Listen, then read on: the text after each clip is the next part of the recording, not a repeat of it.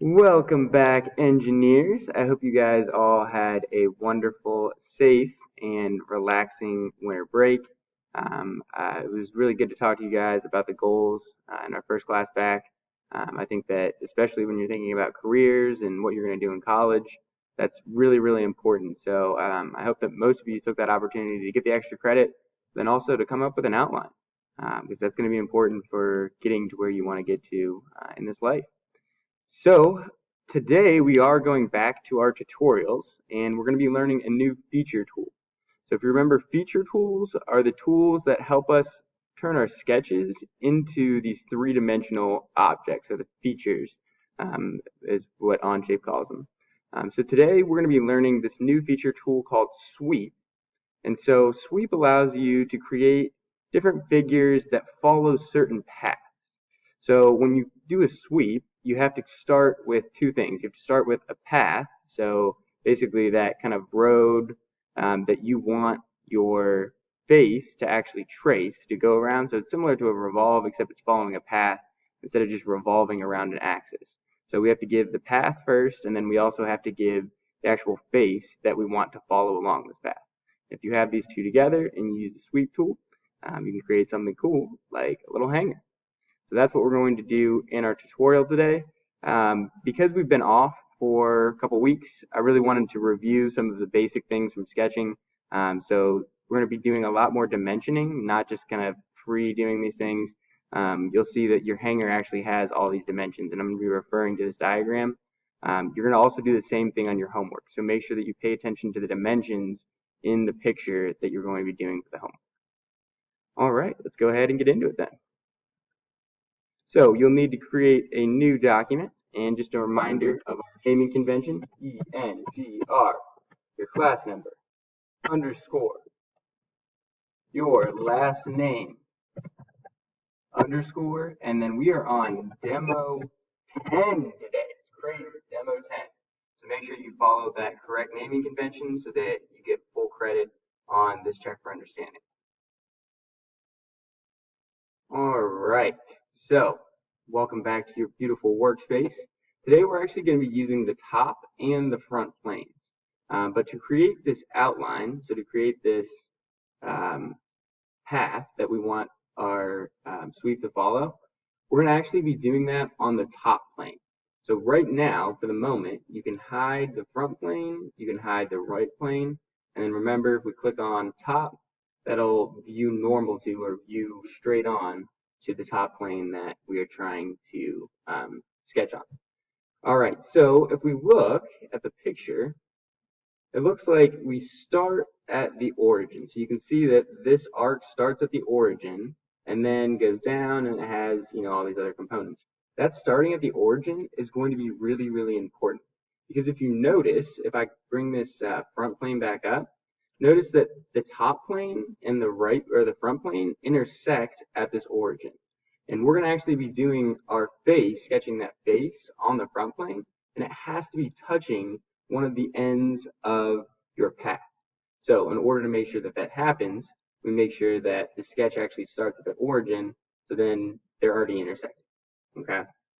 So let's go ahead and start. It looks like from the picture, we need a arc that is centered here and has a radius of 25.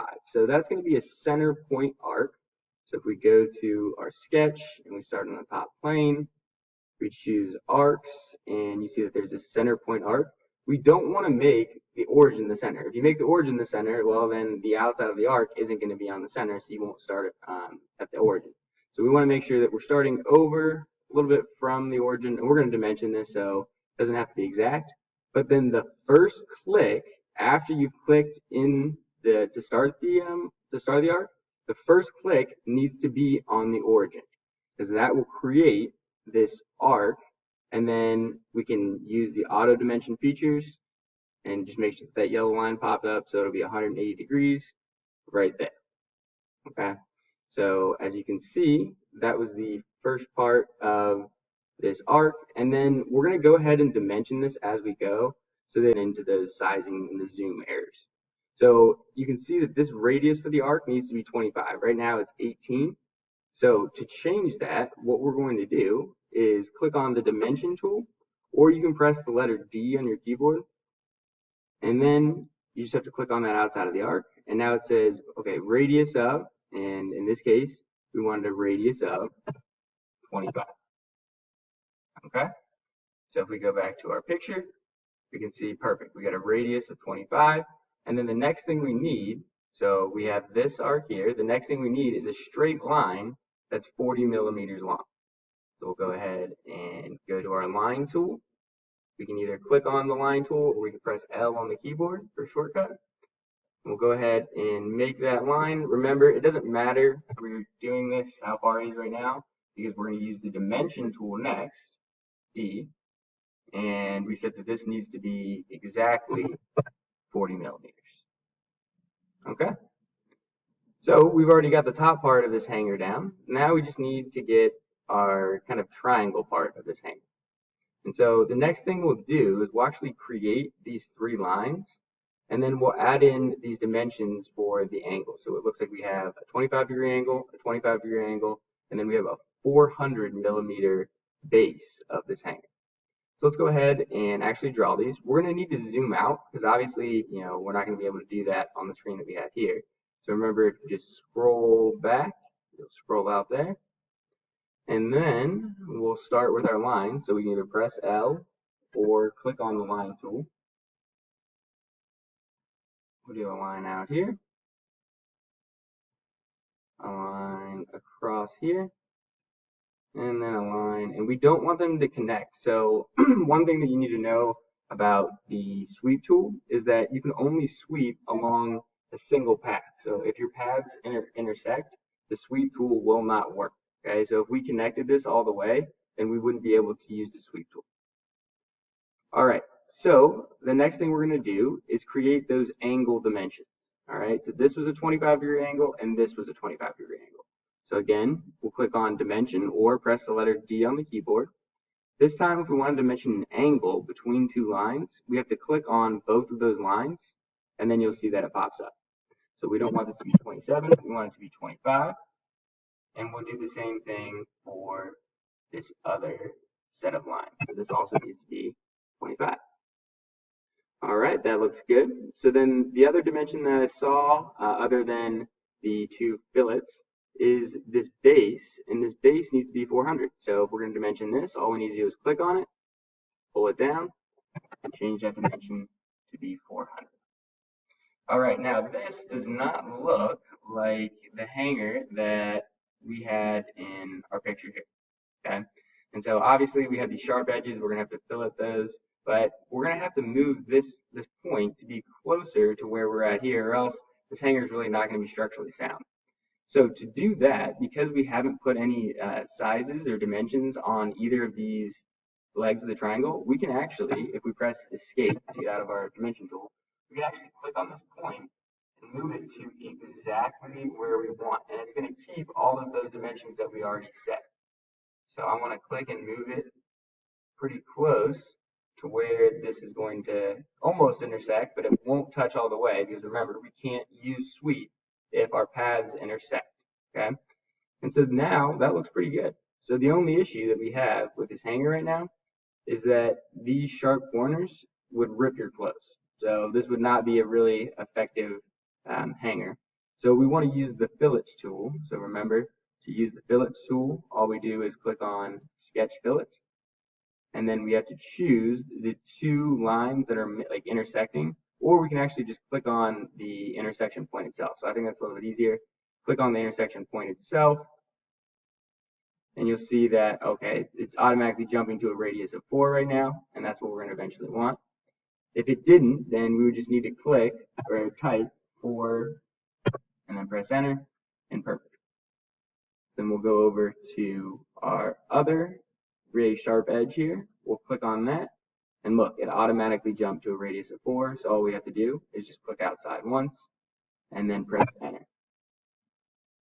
So there is a beautiful trace path for a hanger, but this in itself, if we confirm the sketch, this is nothing. This is just a line, okay? So if we went to a 3D printer, it wouldn't do anything with this at all. And now, is where we actually are going to create the object. So we need to go back to the front plane, okay? And we're going to be sketching on this front plane. So let's go ahead and click on the cube on front so we can see this. Now, I can kind of see these lines, and I don't know if it's really annoying to you, but to me, these lines are kind of annoying. So if I want to hide that sketch that I just made, I click on this eyeball and hide that. And now I can create my 5mm radius that I need for this hanger. So if we're going back to the original blueprint for what we need to follow, you can see that the sweep face just needs to be a circle, the center point circle on the origin, on the front plane, that has a radius of a diameter, it looks like, of 5mm. Okay, well, that's pretty easy to do. So we'll go back to our sketch here. We'll create a new sketch on the front plane. I didn't name my first one, which I'm going to go back and do because that's important, proper convention when you're using 3D modeling tools. But this is going to be the face which we are going to actually sweep. So I want to make sure I've named that correctly so I don't get confused if I'm going back and editing. Okay? So like I said, all we need is a center point circle that starts at the origin and has a diameter. So if it says R, that's radius. If it has the circle with a line through it, that's diameter. So we'll dimension this. Either press D or click on the dimension tool, and we'll just make this 5mm. Super easy. Okay. Now remember, sketch 1, we can go ahead and show this again.